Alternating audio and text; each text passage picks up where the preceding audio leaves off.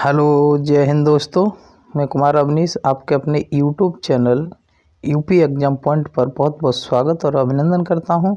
चलिएगा, हम RO के लिए जो टेस्ट सीरीज चला रहे थे और जिसमें हम घटना चक्र की पुस्तक को पूर्वावलोकन को सॉल्व कर रहे थे, उसमें हमारा ये तीसरा टॉपिक है। एक तरफ जो टॉपिक चल रहे हैं आपके, वो चल रहे हैं आपका विलोम शब्द, और हमने एक और टॉपिक साथ ही शुरू किया जिसका नाम है अनेकार्थी शब्दों के एक शब्द। ठीक है, इससे 10 क्वेश्चन आएंगे आपके पेपर में। कितने क्वेश्चन आएंगे?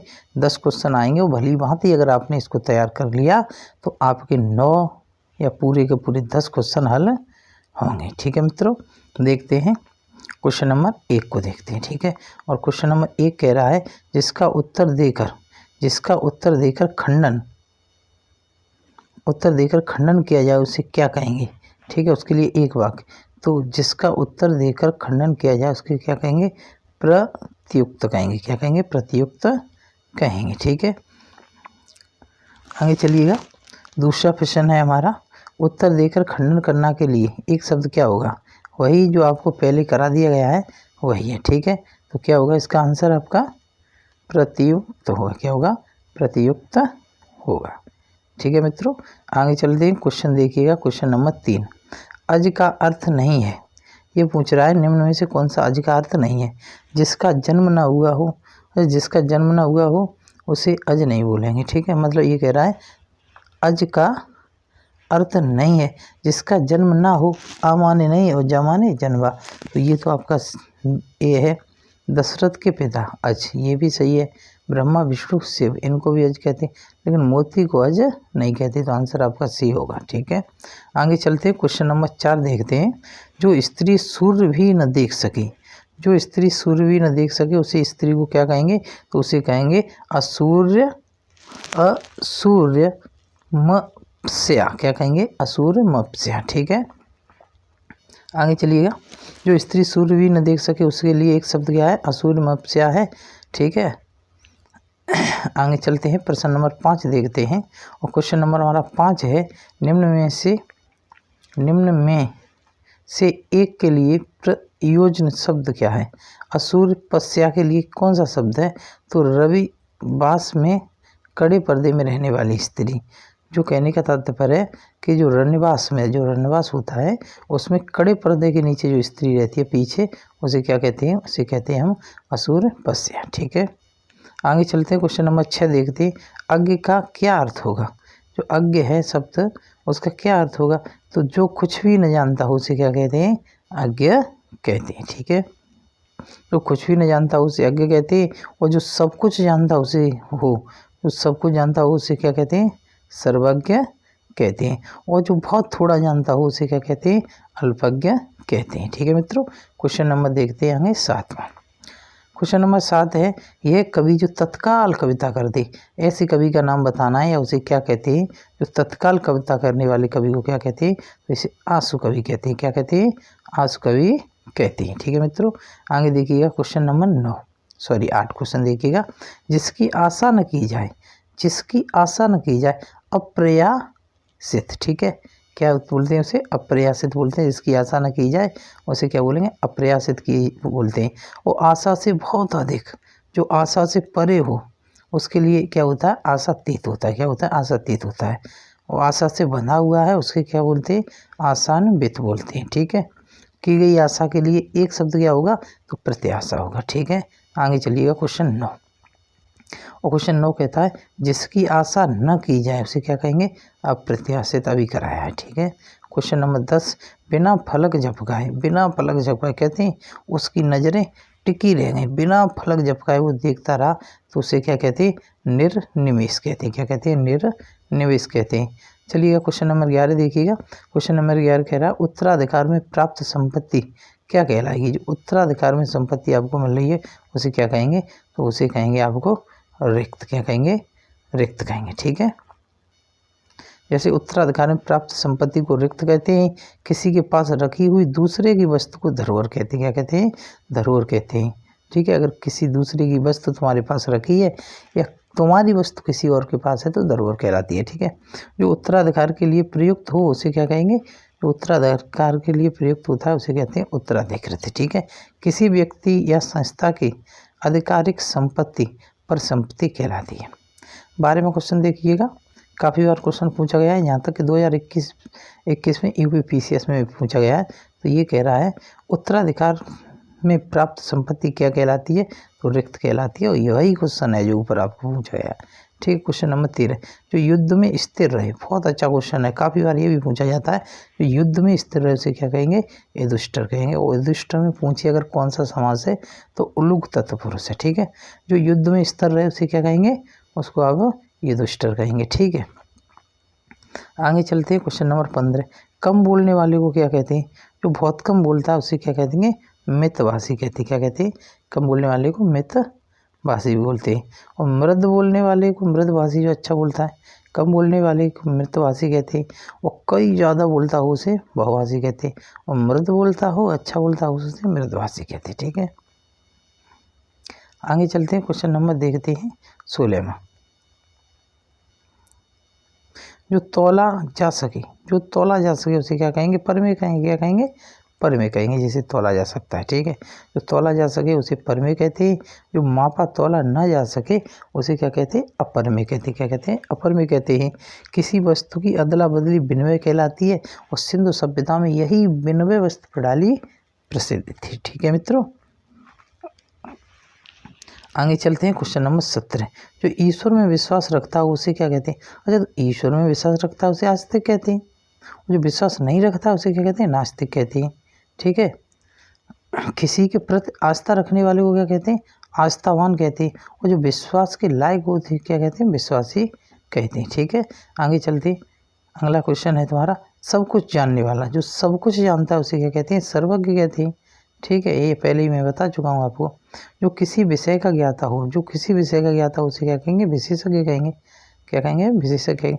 अपने सहारे पर रहने वाले के लिए एक शब्द बताओ, जो अपने सहारे रहता है उसे क्या कहते हैं, स्वावलंबी कहते हैं। ठीक है, स्वावलंबी। आगे चलते हैं। क्वेश्चन नंबर 21 देखते हैं। क्वेश्चन नंबर 21 है, अपरमेय किस वाक्यांश के लिए एक शब्द है, अपरमेय किस। अच्छा, जो तौला या मापा ना जा सके, ये सही है। इसके लिए दूसरा, जो अवश्य होने वाला हो, गलत है। ठीक है, जो प्रमाण से सिद्ध हो उसे भी क्या कहेंगे, अपरमेय कहेंगे। जो प्रमाण से सिद्ध ना हो उसे भी अपरमेय। जो समय पर संभव हो, तो यहाँ पर आंसर क्या होगा, सी और ए होगा। ठीक है, आगे चलते हैं। किसी पर विजय प्राप्त करने की इच्छा रखने वाला के लिए एक शब्द क्या होगा, जो किसी पर विजय प्राप्त करने की इच्छा रखता है उसी को क्या कहेंगे, जिगीषु कहेंगे। क्या कहेंगे, जिगीषु कहेंगे। आगे चलो, जो स्त्री सूर्य भी न देख सके उसे क्या कहेंगे, जो स्त्री सूर्य भी नहीं देख सके उसे क्या कहेंगे, असूर्यम पत्स्या। ठीक है, क्या कहेंगे, असूर्यम पत्स्या कहेंगे। तो ये क्वेश्चन पहले भी कर चुके हो आप। आगे चलते हैं। कुछ खास शर्तों पर किसी कार्य को करने का समझौता के लिए एक शब्द क्या होगा, तो किसी खास तौर पर कोई कार्य कर रहे हैं तो उसे समझौता कहते हैं। 2017 में पूछा गया था। ठीक है, आगे चलते हैं। जिसकी पहले से कोई आशा ना की जाए, जिसकी पहले से कोई आशा ना की जाए उसे अप्रत्याशित बोलते हैं। क्या बोलते हैं, अप्रत्याशित बोलते हैं।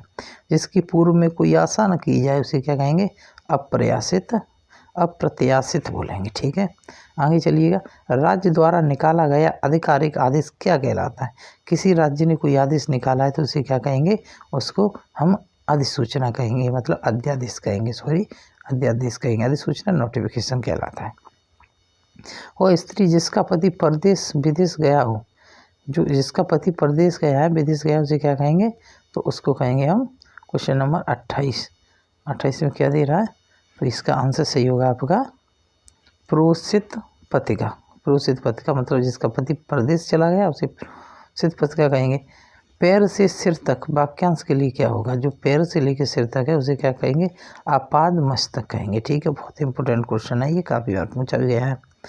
अनुचित बात के लिए आग्रह करने वाला क्या कहलाता है, जो अनुचित बात है उसके लिए आग्रह कर रहा है उसे दुराग्रही कहेंगे। ठीक है, आगे चलते। अनेक वाक्यों के लिए एक वाक्य बताओ, जैसे जंगल की आग को क्या कहेंगे, निम्न में से कौन सा विकल्प गलत है, तो जंगल की आग को क्या कहते हैं, तो जंगल की आग को दावानल कहते हैं, सही है।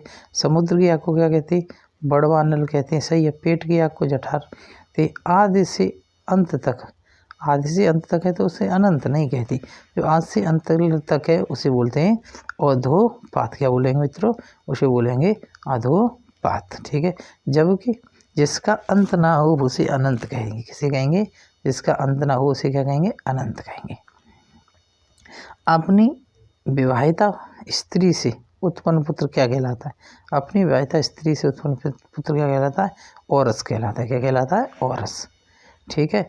जो ज्ञात इतिहास से पहले का हो, जो ज्ञात इतिहास से पहले का हो उसे क्या कहेंगे? उसे कहेंगे प्रागैतिहासिक काल। ठीक है। जो अचानक आँखों से ओझल हो जाए उसके लिए क्या एक शब्द होगा? जो अचानक आँखों से ओझल हो जाए या चला जाए उसके लिए होगा अंतर्ध्यान। मतलब जैसे सामने थे, जैसे भगवान के दर्शन हुए और भगवान अचानक चले गए तो क्या कहेंगे? अंतर्ध्यान हो गए प्रभु। ठीक है। जो बाएं हाथ से सगा हुआ है, जो बाएं हाथ से सगा हुआ है उसे क्या कहेंगे? सब्यसाची। क्या कहेंगे? सब्यसाची। 2021 में पूछा गया है मित्रों। देखो 2021 में पूछा गया क्वेश्चन है। आगे चलिएगा, क्वेश्चन देखते हैं 36। मोक्ष पाने की इच्छा क्या कहलाती है? तो मोक्ष पाने की इच्छा तितीर्षु कहलाती है। ठीक है। आगे देखिएगा, 2016 में पूछा गया तैर या पार होने का इच्छुक क्या कहलाता है? तैर या पार होने का इच्छुक कहलाता है आपका तितीर्षु। जो तैर कर चला गया, पार हो गया, इसे मोक्ष मिल गया, उसे तितीर्षु कहते हैं। जिसका निवारण अत्यंत कष्ट से किया जा सके उसे क्या कहेंगे? जिसका निवारण अत्यंत कष्ट से उसे दुर्निवार कहेंगे। क्या कहेंगे? उसे दुर्निवार कहेंगे। ठीक है। आगे चलिए, कान के नीचे लटका हुआ कोमल भाग के लिए एक शब्द बताओ। तो कान के नीचे जो कोमल भाग लटकता है उसे कर्णपाली कहते हैं। क्या कहते हैं? कर्णपाली कहते हैं। जो पान करने योग्य ना हो, मतलब पीने योग्य ना हो, उसे क्या कहेंगे? अपेय कहेंगे। ठीक है। अपेय कहेंगे। क्या कहेंगे? अपेय कहेंगे। आगे चलिएगा, देखिएगा क्वेश्चन नंबर 41। अनेक शब्दों के लिए एक शब्द है, उनमें कौन सा गलत है? अब ये शब्द दिए हैं कौन सा? जंगल की आग को दावानल कहते हैं। आगे की सोचने वाला अग्रगामी। ठीक है। समुद्र की आग बड़वानल या जंगल की या पेट के आग, तो यहाँ पर भी गलत होगा। ठीक है। जो वस्तु बोलता है, जो बहुत बोलता है, जो बहुत बोलता है उसे क्या कहेंगे? तो उसे कहेंगे वाचाल। क्या कहेंगे? वाचाल कहेंगे। ठीक है। आगे चले, बहुत अधिक बोलने वाला, बहुत अधिक बोलने वाले के लिए भी क्या होगा? वाचाल होगा। देखो कितनी बार पूछा गया है, 1998, 90, 2013, 2000, तो कितनी बार क्वेश्चन पूछा गया। जो भेदा या तोड़ा ना जा सके उसे क्या कहेंगे? जिसको भेदा या तोड़ा नहीं जा सकता उसे अभेद कहेंगे। क्या कहेंगे? अभेद कहेंगे। क्वेश्चन नंबर देखिएगा 45। जो एक जगह से दूसरी जगह न ले जाया जा सके उसे क्या कहेंगे? स्थावर का कहेंगे। स्थावर। ठीक है। जिसका शत्रु जनवाई ना हो अजात शत्रु कहलाएगा। क्या कहलाएगा? अजात शत्रु कहलाएगा। जिसका शत्रु जनवाई नहीं है उसे क्या कहेंगे? अजात शत्रु कहेंगे। आप खुद देख सकते हो कितनी बार क्वेश्चन पूछा गया है मित्रों। जिसका शत्रु जनवा नहीं है उसे क्या कहेंगे? उसको अजात शत्रु कहेंगे। ठीक है।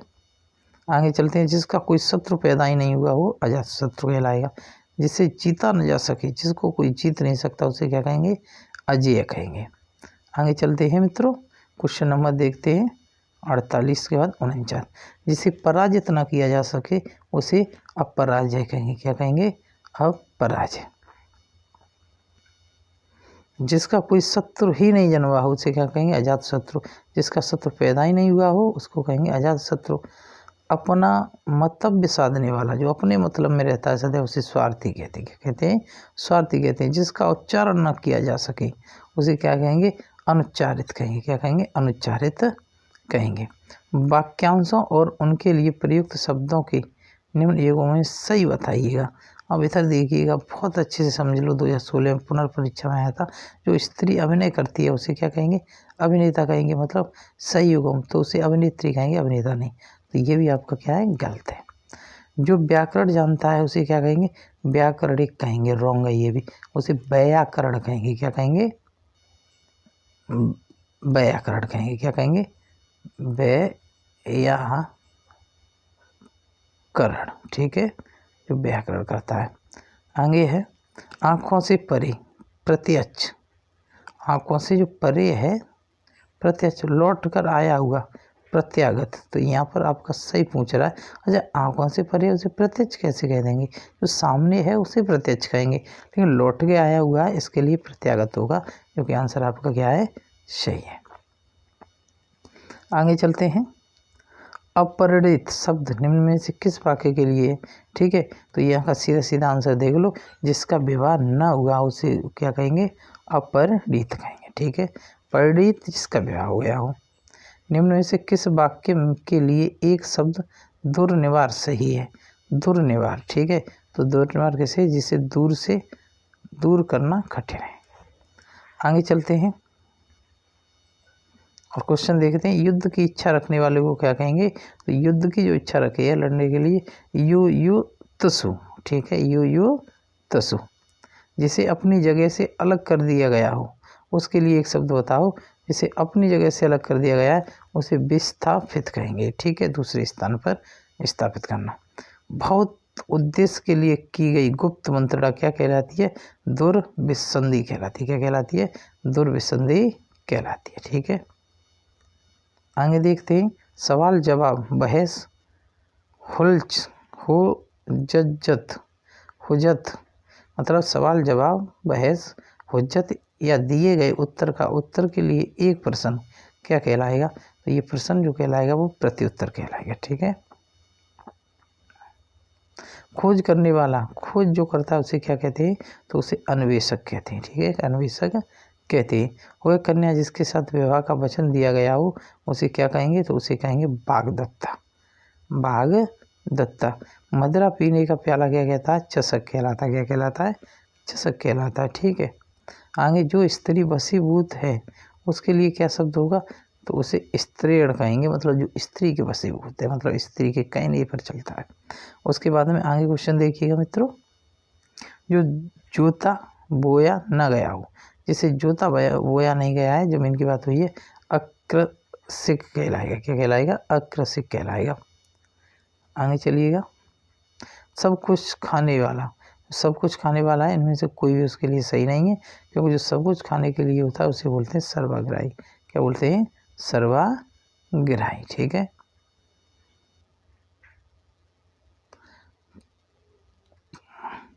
सब कुछ खाने वाले के लिए एक शब्द क्या होगा? सर्वाग्राही होगा। ठीक है, तो यहाँ पर आंसर है आपका या नहीं है? तो सर्व अच्छे नहीं है। ठीक है, सर्वहारी नहीं है, लेकिन सर्वग्राही, सर्वग्राही ये गलत है, क्योंकि यहाँ बड़ा आगा डंडा आएगा, सर्वग्राही होगा। वह समारोह जिसमें गुरुकुल के स्नातकों को विद्यायन करने के लिए उपरांत विदाई दी जाती है, तो उसे क्या कहते हैं? उसे कहते हैं समावर्तन। प्रतिपदा का उपयुक्त अर्थ क्या है? प्रतिपदा का अर्थ है पशु की पहली तिथि, सॉरी पक्ष की पहली तिथि। पशु वो निकल गया, पक्ष की पहली तिथि। ठीक है, पक्ष की पहली तिथि थी, जैसे एक महीने में 2 पक्ष होते हैं, एक कृष्ण पक्ष एक शुक्ल पक्ष। अब शुक्ल पक्ष है जैसे 15 दिन का है, तो 15 दिन की जो पहली तिथि पड़ेगी उसी को क्या कहेंगे?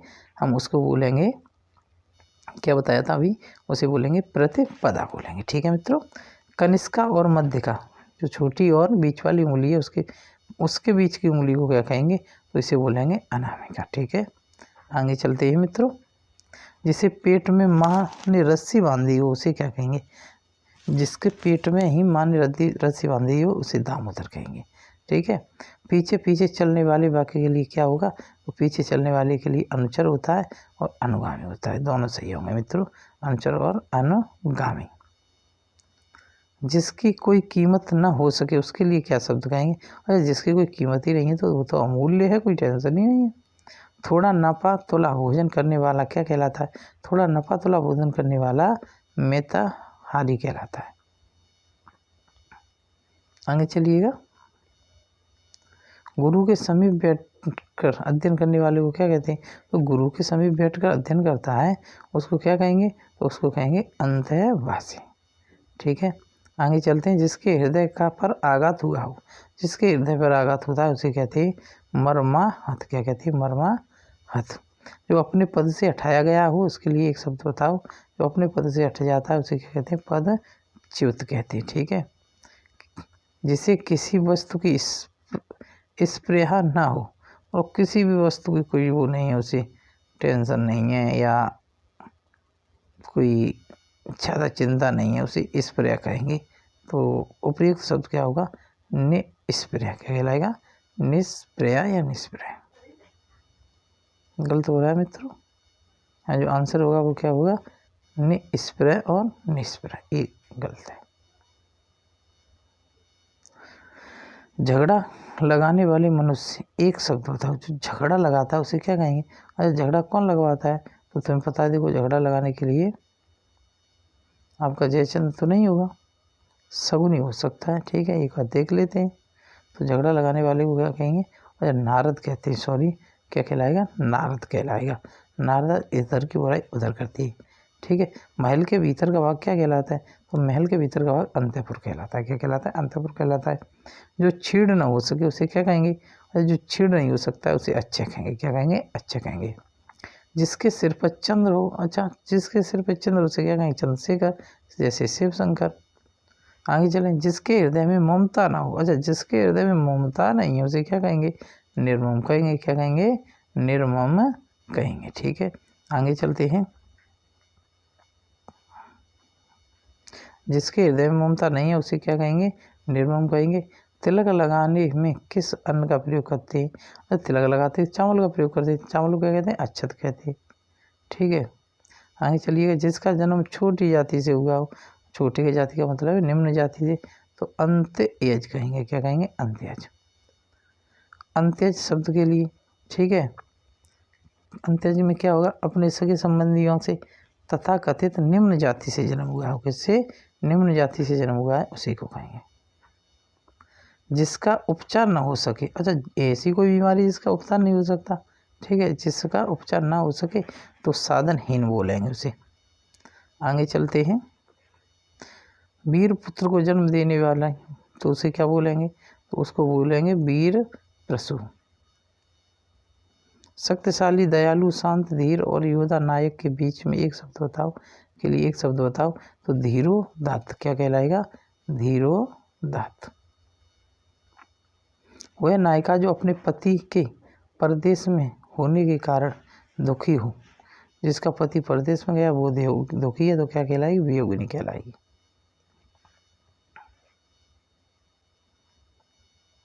देखिएगा, खाद्य सामग्री जो यात्रा के समय रास्ते में उपयोग के लिए दी जाती हो उसे क्या कहेंगे? उसे कहेंगे पाथेय। ठीक है, आधी रात का समय क्या कहलाएगा? तो आधी रात का समय व्यवहारी कहलाएगा। जिसके पास कुछ भी ना हो उसे क्या कहेंगे? अंकिचन कहेंगे। अंकिचन। जिसके पास कुछ ना हो उसके लिए उपयुक्त शब्द बताओ। अंकिचन। जिसके पास कुछ भी ना हो उसे एक शब्द बताओ, क्या कहलाएगा? अंकिचन कहलाएगा। जिसको बुलाया ना गया उसके लिए क्या कहेगा? जिसे बुलाया नहीं गया उसे अनाहुत, और जिसे बुलाया जा रहा है उसे आहुत। ठीक है, मोक्ष की इच्छा रखने वाले को क्या कहेंगे? तो मोक्ष की इच्छा रख रहा है तो मुमुक्षु होगा। क्या होगा? मुमुक्षु होगा।